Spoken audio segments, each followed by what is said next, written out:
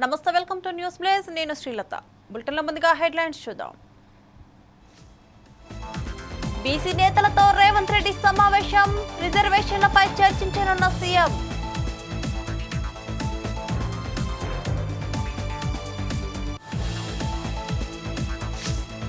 నిజామాబాద్ పసుపు మార్కెట్ యార్డ్ను సందర్శించిన కవిత, రైతుల సమస్యలు, పసుపు ధరను అడిగి తెలుసుకున్న ఎమ్మెల్సీ.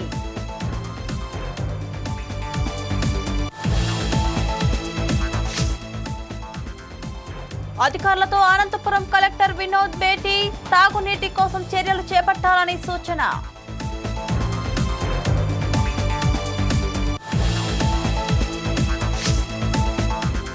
శ్రీశైలం ఎడమగట్టు కెనాల్ టన్నెల్లో కూలిన పైకప్పు, పలువురు కార్మికులకు గాయాలు, ఆసుపత్రికి తరలింపు.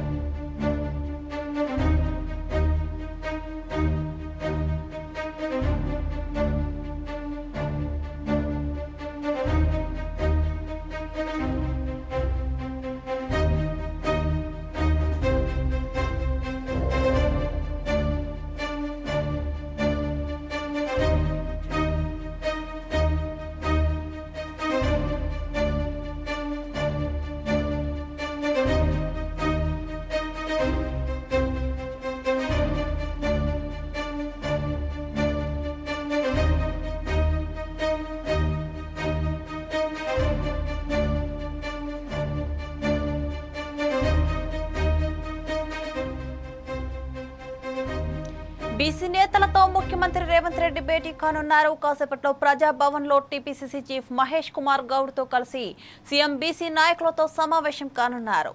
రాష్ట్రంలో కులగణన, స్థానిక సంస్థల ఎన్నికలతో పాటు విద్య, ఉద్యోగ రంగంలో రిజర్వేషన్ల కోసం త్వరలో ప్రత్యేకంగా అసెంబ్లీ సమావేశాలు నిర్వహిస్తున్నారు. ఈ నేపథ్యంలో బీసీ రైతులకు దిశానిర్దేశం చేసేందుకు ఈ సమావేశం నిర్వహిస్తున్నట్లు సమాచారం. దీనిపై మరింత సమాచారం మా ఇన్పుట్ ఎడిటర్ రాములు అందిస్తారు. రాములు, చెప్పండి. రాములు, వినిపిస్తుందా? తెలంగాణ సీఎం రేవంత్ రెడ్డి బీసీ నేతలతో కాసేపు సమావేశంగా ఉన్నారు. ఈ సమావేశానికి సంబంధించింది స్థానిక సంస్థలకు సంబంధించిన ఎన్నికలకు సంబంధించిన ప్లానింగ్ లోని, అట్లాగే సర్వేలకు సంబంధించిన విషయం, అట్లా కులగణనకు సంబంధించిన విషయం పైన బీసీ నేతలతో సీఎం రేవంత్ రెడ్డి సమావేశం కానట్లు జరుగుతుంది. ముఖ్యంగా తెలంగాణలోని బీసీ నేతలంతా ఎక్కువ శాతంలో ఈ రోజు రాష్ట్రంలో బీసీ జనాభా ఉంది కాబట్టి జనాభా దామాషపక్కంగా స్థానిక సంస్థల ఎన్నికలు రాబోతున్నాయి. ఈ స్థానిక సంస్థల్లో బీసీలకు 42% రిజర్వేషన్లు కావాలని అడుగుతున్న నేపథ్యంలో అసలు బీసీలకు సంబంధించిన విధంగా ఏ విధంగా న్యాయం చేయాలి, ఎంత పర్సెంటేజ్ ఇస్తే న్యాయం జరుగుతుంది అనేది ఒక చర్చ జరుగుతుంది. దీనిలో కూడా బీసీలకు సంబంధించిన దాంట్లో కూడా ఇంకా బీసీలకు బ్యాక్వర్డ్ సంబంధించిన వాళ్ళు కూడా ఒక చర్చ తీసుకురావడం జరుగుతుంది. బీసీలో 42% రిజర్వేషన్లు ఇస్తే మాకు ఎంత ఇస్తారనేది కూడా ఒక చర్చ వచ్చింది. కాబట్టి అన్ని నేపథ్యంలో కులగణన కూడా సరిగా చేయలేదనేది ప్రతిపక్షాలు ఆరోపణ చేయడం జరిగింది. మొత్తానికైతే రీసర్వే కూడా సీఎం రేవంత్ రెడ్డి ఆర్డర్ ఇవ్వడం జరిగింది. రీసర్వే కూడా చేస్తున్నారు. దీనికి సంబంధించిన పూర్తి స్థాయిలో ఇప్పటికే ఎవరైతే సర్వేలో పాల్గొనలేదో వాళ్ళంతా వచ్చి సర్వేకి సంబంధించింది సహకరించాలి, సర్వేలో అందరూ పాల్గొనాలి అనేది కూడా తెలియజేయడం జరిగింది. మొత్తానికైతే రీసర్వే తర్వాత ఎంత శాతం బీసీలు ఉన్నారు ఏంది అనేది కూడా ఒక లెక్క తేలనుంది అనేది తెలుస్తుంది. మొత్తానికి బీసీలకు సంబంధించిన విషయాల్లో బీసీలే ఈ రోజు రాజ్యాధికారానికి రావాలని మాట్లాడడం జరుగుతుంది. కాబట్టి దీనిలో తీన్మార్ మల్లన్న కూడా అనేక విషయాల్లో కాంట్రవర్సీ కూడా చేయడం జరిగింది. రెడ్డిలకు సంబంధించిన విషయంలో కానీ ఇతర విషయాల పైన కానీ చాలా కాంట్రవర్సీ చేయడం జరిగింది. అందులో భాగంగా రేవంత్ రెడ్డి కూడా మాట్లాడడం జరిగింది. లాస్ట్ సీఎం రెడ్డి నేనే అయితే పర్వాలేదు కానీ బీసీలకు అయితే మేము న్యాయం చేయడానికి సిద్ధంగా ఉన్నామని కూడా రేవంత్ రెడ్డి ప్రకటించారు. మొత్తానికైతే బీసీలకు సంబంధించిన ఏదైతే ఉందో దానిపైన పూర్తి స్థాయిలో సమాచారం లేదా చర్చ చేయాలనే ఉద్దేశంతో కాసేపట్లో సమావేశం జరగనున్నట్లు తెలుస్తుంది. Srilatha. Okay, thank you Ramulu.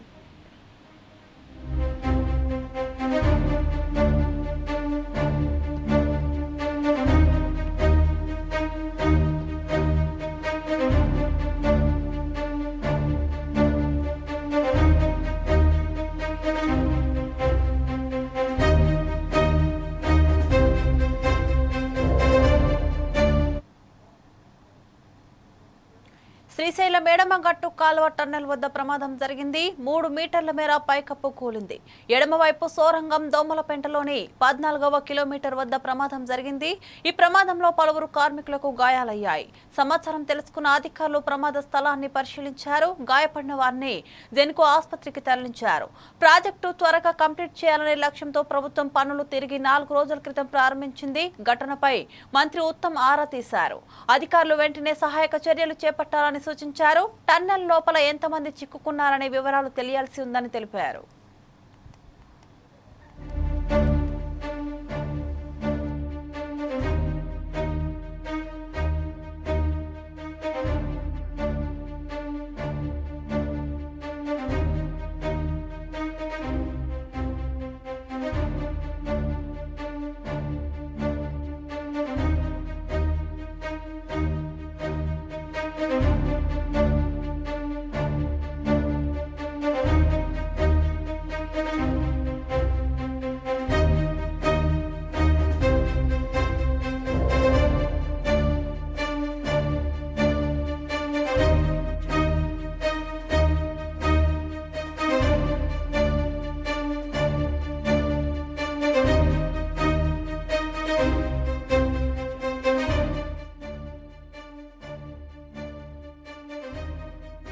ప్రమాదం జరిగింది. 3 మీటర్ల మేర పైకప్పు కూలింది. ఎడమవైపు సోరంగం దోమలపెంటలోని 14వ కిలోమీటర్ వద్ద ప్రమాదం జరిగింది. ఈ ప్రమాదంలో పలువురు కార్మికులకు గాయాలయ్యాయి. సమాచారం తెలుసుకున్న అధికారులు ప్రమాద స్థలాన్ని పరిశీలించారు. గాయపడిన వారిని జెన్కో ఆసుపత్రికి తరలించారు. ప్రాజెక్టును త్వరగా కంప్లీట్ చేయాలనే లక్ష్యంతో ప్రభుత్వం పనులను తిరిగి 4 రోజుల క్రితం ప్రారంభించింది. ఘటనపై మంత్రి ఉత్తమ్ ఆరా తీశారు. అధికారులు వెంటనే సహాయక చర్యలు చేపట్టాలని సూచించారు. టన్నెల్ లోపల ఎంతమంది చిక్కుకున్నారనే వివరాలు తెలియాల్సి ఉంది. దీనిపై మరింత సమాచారం మా ప్రతినిధి చెన్నయ్య అందిస్తారు. చెన్నయ్య, చెప్పండి. శ్రీలత, శ్రీశైలం ఎడమగట్టు కాలువ ఎస్ఎల్బిసి పనుల్లో అపశృతి చోటు తీసుకుందని చెప్పొచ్చు. సొరంగం పైకప్పు కూలడంతో భారీ ప్రమాదం జరిగింది. ఈ ప్రమాదంలో దాదాపు 10 మంది కార్మికులకు గాయాలయ్యాయని తెలుస్తుంది. కొంతమంది కార్మికులు శిథిలాల కింద చిక్కుకున్నారనే అంశం కూడా కనబడుతుంది. కార్మికులను వెలికి తీసేందుకు అధికారులు సహాయక చర్యలైతే చేపడుతున్నారని చెప్పుకోవచ్చు. నాగర్ కర్నూలు జిల్లా దోమలపెంట దగ్గర ఎడమ వైపు సొరంగ మార్గంలో 14 కిలోమీటర్ల వద్ద ఈ ప్రమాదం చోటు చేసుకుంది. రిటర్న్ వాల్ ఒక్కసారిగా కుప్ప కూలిపోవడంతో భారీ శబ్దాలు రావడంతో కార్మికులు భయాందోళనకు గురయ్యారని చెప్పుకోవచ్చు. ఈ ప్రమాద సమయంలో టన్నెల్లో దాదాపు 50 మందికి పైగా కార్మికులు ఉన్నట్టు సమాచారం అయితే తెలుస్తుంది. ఏది ఏమైనప్పటికీ కూడా ఘటనకు సంబంధించి సమాచారం తెలుసుకున్నటువంటి రాష్ట్ర ముఖ్యమంత్రి రేవంత్ రెడ్డి, అదేవిధంగా మంత్రి ఏదైతే అదే శాఖకు సంబంధించినటువంటి మంత్రి ఉత్తమ్ కుమార్ రెడ్డి కూడా అవుటావుటిన ప్రమాద స్థలానికి అయితే బయలుదేరారు. ఏదైతే మొత్తానికి కూడా వీలైనంత త్వరగా సొరంగంలోని చిక్కుకున్న కార్మికులను అయితే బయటకు తీయాలని అధికారులను మంత్రి అయితే ఆదేశించారు. ప్రమాద సమయంలో ఎస్ఎల్బిసి టన్నెల్ లోపల దాదాపు 50 మంది కూలీలు ఉన్నట్టు తోటి కార్మికులు అయితే తెలుస్తున్నారు. సొరంగంలో చిక్కుకున్న 7గురి ఆచూకీ తెలియాల్సి ఇంకా ఉన్నట్లు కూడా అధికారులు చెప్తున్నారు. మొత్తానికి కూడా ఇప్పటి వరకు కూడా 3 కార్మికులను బయటకు తీశారు. ఇంకా మిగతా విషయాలు అయితే తెలియాల్సింది. శ్రీలత, చెన్నయ్య, ఆసుపత్రిలో ఉన్న కార్మికుల పరిస్థితి ఎలా ఉంది? సో మొత్తానికి కూడా అక్కడ గాయపడినటువంటి కార్మికులు కూడా ప్రస్తుతం అయితే బాగానే ఉన్నట్టు తెలుస్తుందా. ఏది ఏమైనప్పటికీ కూడా ఈ యొక్క సొరంగ మార్గంలో ఉన్నటువంటి కొంతమందిని కార్మికులను బయటికి తీసి ఆసుపత్రికి అయితే తరలించారు. ఆసుపత్రిలో ఉన్నటువంటి వారి యొక్క ఆరోగ్య పరిస్థితి అయితే ఖచ్చితంగా బాగానే ఉన్నట్టుగా అక్కడ ఉన్నటువంటి వైద్యులు అయితే తెలుస్తున్నారు. Okay, thank you Chennaiah.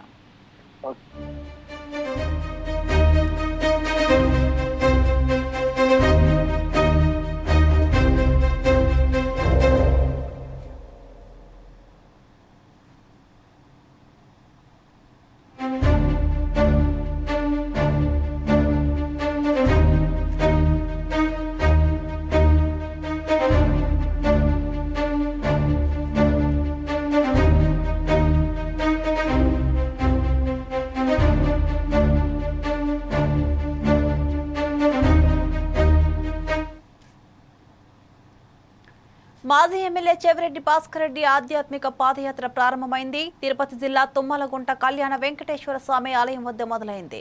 ఆధ్యాత్మిక శోభతో వైభవంగా పాదయాత్ర సాగుతుంది. చంద్రగిరి మండలం శ్రీనివాస మంగాపురంలోని శ్రీ కళ్యాణ వెంకటేశ్వర స్వామి ఆలయానికి పట్టు వస్త్రాలు తీసుకుని మాజీ ఎమ్మెల్యే చెవిరెడ్డి భాస్కర్ రెడ్డి బయలుదేరారు. ప్రతి ఏటా జరిగే బ్రహ్మోత్సవాల్లో గరుడ సేవకు పట్టు వస్త్రాలు సమర్పించడం ఆనవాయితీగా వస్తుంది. ఆధ్యాత్మిక పాదయాత్ర తుమ్మలగుంట నుంచి పేరూరు, తాటితోపు, చెర్లోపల్లి, పుదిపట్ల, గాంధీపురం, పెరుమాళ్లపల్లి, సి మల్లవరం, కాలూరు క్రాస్ మీదుగా శ్రీనివాస మంగాపురం చేరుకుని స్వామివారికి పట్టు వస్త్రాలు సమర్పిస్తారు.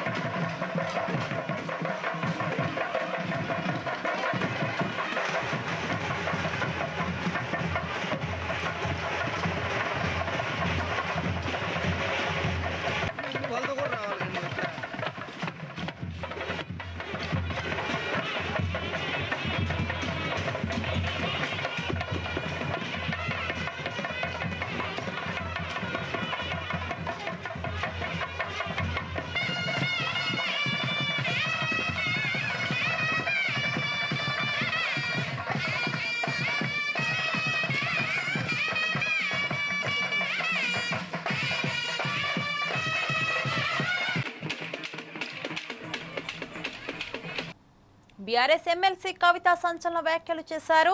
ప్రజాభవన్లో ఇరు రాష్ట్రాల సీఎంల సమావేశం తర్వాత బనకచెర్ల ప్రాజెక్టు చేపడతామని సీఎం చంద్రబాబు ప్రకటించారన్నారు. చంద్రబాబుకు సీఎం రేవంత్ రెడ్డి బ్రీఫ్ చేసిన తర్వాత ఆయన ప్రకటన చేశారని ఆరోపించారు. నిజామాబాద్ పసుపు మార్కెట్ యార్డ్ను కవిత సందర్శించారు. పసుపు రైతుల సమస్యలు, పసుపు ధరలను అడిగి తెలుసుకున్నారు. గోదావరి నది నుంచి 200 టీఎంసీలను తరలించడానికి ఏపీ ప్రాజెక్టు చేపడుతున్నారని వ్యాఖ్యానించారు. మన దగ్గర నుంచి 200 టీఎంసీల నీటిని ఏపీ ఎత్తుకుపోతుంటే ముఖ్యమంత్రి చూస్తూ నిలబడ్డారని మండిపడ్డారు. రైతన్నలకు, తెలంగాణ వ్యాప్తంగా ఉన్న రైతన్నలకు తెలవడానికి నేను ఒక విషయం చెప్పదలుచుకున్నా. ఎప్పుడైతే ఆంధ్రప్రదేశ్ ముఖ్యమంత్రి చంద్రబాబు నాయుడు గారు, రేవంత్ రెడ్డి గారు ఆ ఇద్దరు కూడా ప్రజాభవన్లో మీటింగ్ పెట్టుకున్నారో ఆ తర్వాత ఇమ్మీడియట్గా పోయి చంద్రబాబు నాయుడు గారు నేను గోదావరి నుంచి నీళ్లు తీసుకొని బంకచెర్ల నుంచి తీసుకుపోతానని ఆయన ప్రకటించిండు.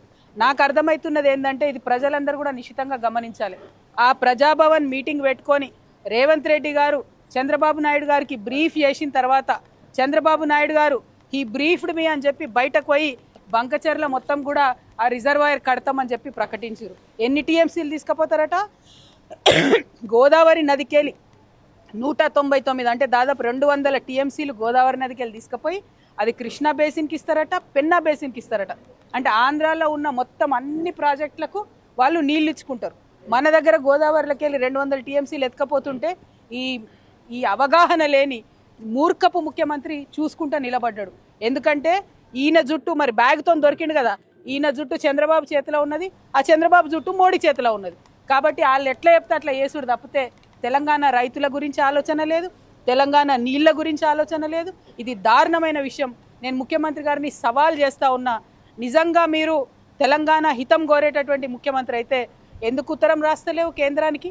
రాయొచ్చు కదా మోడీ గారికి, మేము ఒప్పుకోం మీ ప్రాజెక్టు చంద్రబాబు ప్రతిపాదనని. కోర్టులో కేసు వేయొచ్చు కదా, ఎందుకు వేస్తలేవు?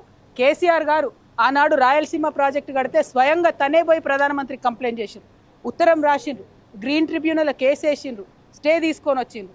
ఎస్ఎల్బీసీ రైట్ కెనాల్ విస్తరణ చేస్తే ఆనాడు కూడా ఉత్తరం రాసిరు, దాన్ని వ్యతిరేకించారు. నాగార్జున సాగర్ రైట్ కెనాల్ విస్తరణ చేపడితే ఆనాడు కూడా దాన్ని వ్యతిరేకించి ఉత్తరం రాసిరు. పోతిరెడ్డిపాడు హెడ్ రెగ్యులేటర్ విస్తరణ చేపడితే ఆనాడు కూడా దాన్ని వ్యతిరేకించి ఉత్తరం రాసిరు, ప్రధానమంత్రి దగ్గర పోయినరు. మరి నువ్వెందుకు పోతలేవు చంద్రబాబు నాయుడుకు వ్యతిరేకంగా? నీకు తెలంగాణ రైతుల కంటే ఎక్కువ ప్రేమ చంద్రబాబు నాయుడు మీద ఉన్నదా? గురుదక్షిణ చెల్లించుకుంటున్నారా?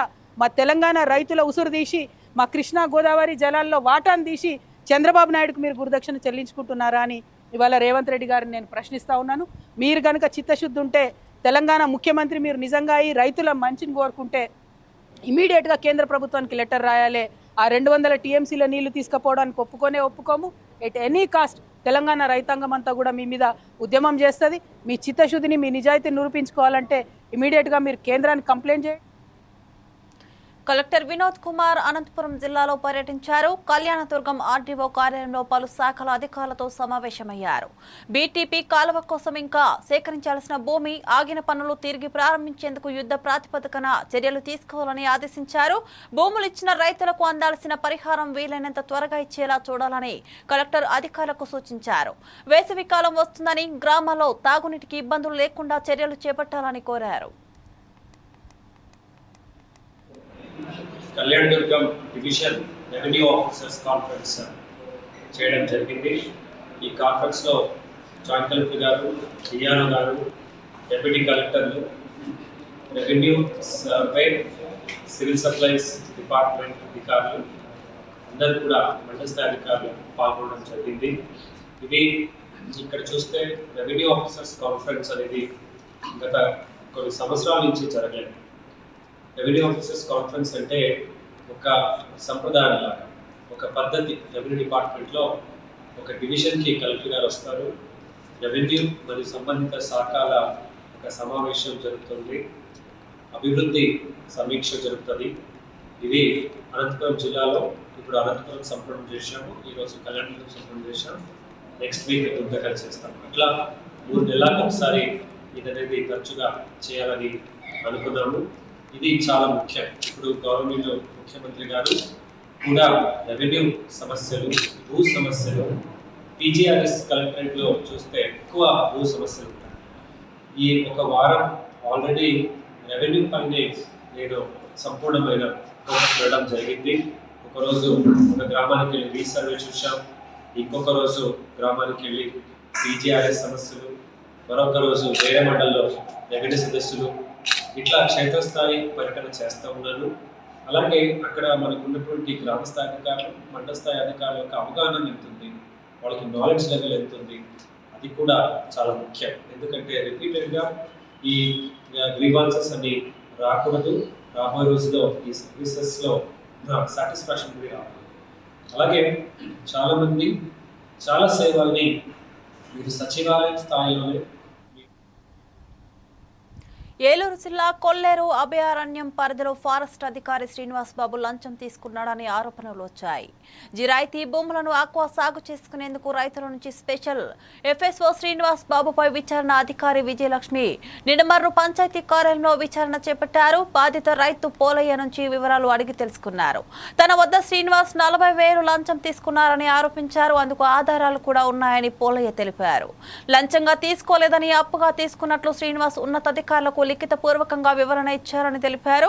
దీంతో బాధిత రైతు అవినీతి అధికారికి మద్దతు ఇస్తున్నారంటూ ఆవేదన వ్యక్తం చేశారు. ఎంక్వైరీ జరిగే సమయంలో కొంతసేపు వాగ్వాదం చోటు చేసుకుంది. ఆ సమయంలో అక్కడ ఉద్రిక్తత నెలకొంది.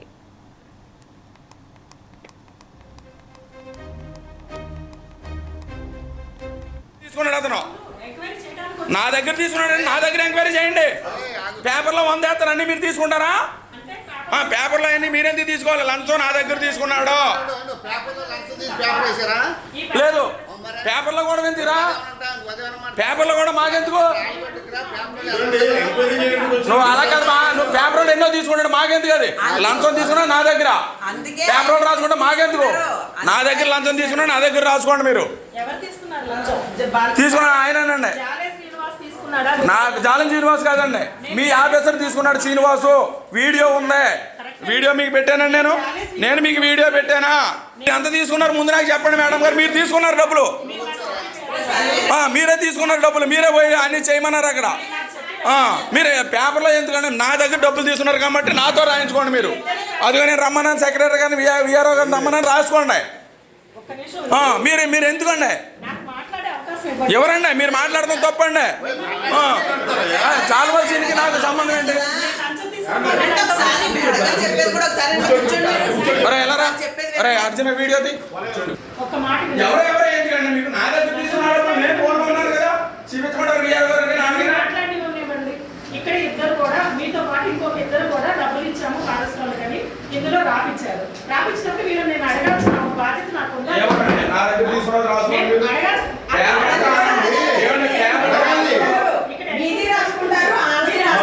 మీరందరూ తీసుకున్నారు కాబట్టి మీరు మాట్లాడుతున్నారు. సపోర్ట్ చేస్తారు, అదే రైతు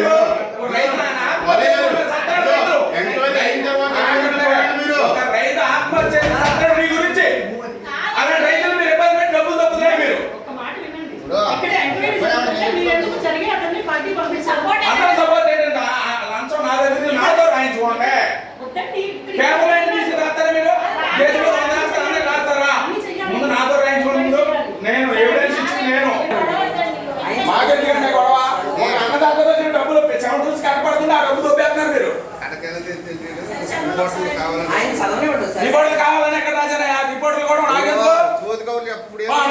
సపోర్ట్ చేయవా? నువ్వు ఎలాంటి పేపర్లో 100 రాస్తారు మాకెందుకు అయ్యి? నేను ఇచ్చిన రుజువు నాకు కావాలి. పేపర్లో 100 రాస్తారు నాకెందుకు అయ్యి? ఎవరా రాసుకున్నారు? పల్నాడు జిల్లా దాచపల్లి మండలం తొంగడలో రైతులు ఆవేదన వ్యక్తం చేస్తున్నారు. సిమెంట్ మైనింగ్ వల్ల దుమ్ము ధూళితో తమ పంట పొలాలు నాశనమవుతున్నాయని ఆందోళన వ్యక్తం చేస్తున్నారు. చేతికొచ్చిన పంట పూత దశలోనే రాలిపోతుందన్నారు. మైనింగ్ వల్ల తమకు నష్టాలే మిగులుతున్నాయన్నారు. పలుమార్లు మేనేజ్మెంట్ కి చెప్పామని కానీ వారు పట్టించుకోవడం లేదని మండిపడ్డారు. డస్ట్ వల్ల చాలా మంది జబ్బుల పాలవుతున్నారని ఆవేదన వ్యక్తం చేశారు. సంబంధిత అధికారులు స్పందించి తమకు న్యాయం చేయాలని తుంగడ రైతులు కోరుతున్నారు. ఈ మైనింగ్ దగ్గర మా పొలాలన్నీ ఉన్నాయి. పొలాలలో డస్ట్ బాగా వచ్చి పడుతుంది. ఈ డస్ట్ వల్ల పంటలు సరిగ్గా పండడం లేదు. పండగా ఎన్నిసార్లు గత ప్రభుత్వంలో ఎన్నోసార్లు మేనేజ్మెంట్కి తెలియజేసినా కానీ వాళ్ళు అసలు మమ్మల్ని స్పందించట్లేదు, మా దగ్గరకు రావడం లేదు. వాళ్ళు మమ్మల్ని పట్టించుకోలేదు ఇంత మటుకు. అది ఈ ప్రభుత్వం వచ్చాక 2-3 సార్లు ఇలా జరుగుతుందని బ్లాస్టింగ్ ఆపడం జరిగి మేనేజ్మెంట్ వాళ్ళు తెలియజేస్తాం అని చెప్పడమే కానీ మాకు ఇంత మటుకు ఏం చెప్పటం లేదు. మీరు దయ ఉంచి మాకు ఇగో ఇలా డస్ట్ పడి పంటగా మొత్తం పూత కూడా మొత్తం రాలిపోయింది. ఎకరానికి వచ్చేసి కనీసం 2-3 లక్షలు పెట్టినా కానీ మాకు 5 క్వింటాలు లోపే వచ్చింది. అసలు పండడం లేదు. మీరు ఎమ్మెల్యే గారు దయ ఉంచి కొద్దిగా ఎర్రపతినేని శ్రీనివాసరావు గారు ఇది దయ ఉంచి మా వల్ల ఈ డస్ట్ను కొంచెం మాట్లాడగలరని మేము కోరుకుంటున్నాము. కొంచెం సీఎం దృష్టికి కూడా తీసుకెళ్లాలని కోరుకుంటూ సెలవు తీసుకుంటాం. రైతులందరికీ న్యాయం చేయగలరాలి. మాది తంగెడ గ్రామము. భవ్య ఫ్యాక్టరీ మైనింగ్ దగ్గర మా పొలాలన్నీ ఉన్నాయి. పొలాలలో డస్ట్ బాగా వచ్చి పడుతుంది. ఈ డస్ట్ వల్ల పంటలు సరిగ్గా పండడం లేదు. పండగా ఎన్నిసార్లు గత ప్రభుత్వంలో ఎన్నోసార్లు మేనేజ్మెంట్కి తెలియజేసినాం.